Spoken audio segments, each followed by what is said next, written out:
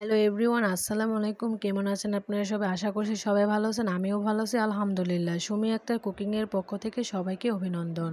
একটি রেসিপি নিয়ে হাজির হলাম। আমের আমসত্ত্বর রেসিপি কিভাবে তৈরি করব এটাই দেখাবো। সম্পূর্ণ ভিডিওটা দেখবেন। তো আমের অনেক সিজন, তো বেশি বেশি করে সবাই আম খাবেন। আচার, জেলি আচার, মুরব্বা দিয়ে 6 মাস 1 বছর রেখে খেতে পারবেন খুবই সহজে। আমসত্ত্ব কিভাবে দেওয়া যায় এটাই আমি আজকে দেখাবো। একটু কাঁচা আমও দিতে পারেন, পাকা ধরনের আমও দিতে পারেন। কিছু আম নিয়েছি, আমগুলো ধুয়ে ছুলে নিয়েছি। আমি কড়াইয়ের মধ্যে আমগুলো দিয়ে চুলা অন করে দেব। আমি কিছু কাঁচা আম, কিছু পাকা আম নিয়েছি। আমি পরিমাণ মতো চিনি দিয়েছি। এটা আপনাদের নিজেদের মতো দিতে পারেন। আমি ঢেকে রাখবো। 10 মিনিটের মতো জাল করে নিব। পরিমাণ মতো পানি দিয়েছি। চামচের মতো মরিচের গুঁড়ো দিয়েছি। এটা আপনাদের ইচ্ছে মতো দিতে পারেন। মতো একটু লবণও দিয়েছি। করছি সবাই বাসায় এইভাবে আমসত্ত্ব তৈরি করে খাবেন। সাবস্ক্রাইব করে পাশে থাকবেন। এটা বেশি বেশি শেয়ার করে দিবেন। আমি আধা চামচের মতো দুধ গুঁড়ো অ্যাড করেছি। আমি মিনিটের মতো জাল করে নিব। এখন আমি একটু নেড়ে চেড়ে নিব যাতে আমটা লেগে না যায়। আম সত্য দেখার পর পানি চলে এসেছে। আর টক পছন্দ কমেন্ট করে জানাবেন। খুবই পছন্দ।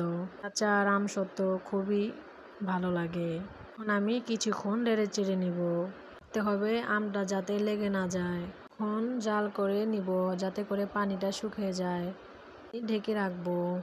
দেখতে পাচ্ছেন গাইস, কি সুন্দর ফাইনাল লুক। কি সুন্দর হয়েছে। এখন আমি ছাঁকনির মধ্যে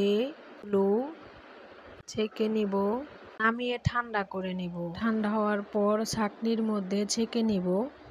নেওয়ার পর একটা পাত্রের মধ্যে একটু সরিষার তেল দিয়ে আমগুলো সুন্দর করে নিব। রোদ্রে দেব।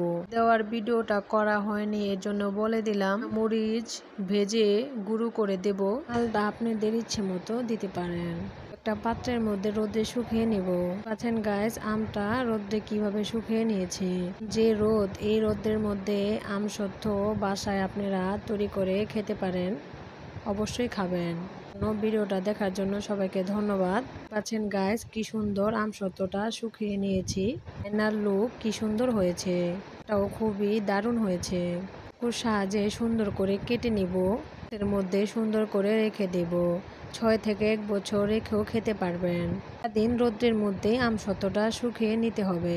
আমি সুন্দর করে আমগুলো বক্সের ভিতরে রেখে দেব।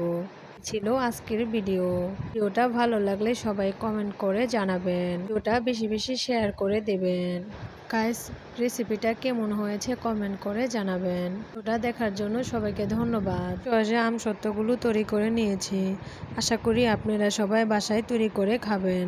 আমি আমসত্ত্বটা টেস্ট করেছি, তখন খুবই মজা হয়েছে। আমার তো চুকা খুবই পছন্দ। কারা পছন্দ করেন টক ঝাল অবশ্যই জানাবেন কমেন্ট করে। ভালো থাকবেন, সুস্থ থাকবেন। আল্লাহ হাফেজ, বাই বাই, টাটা।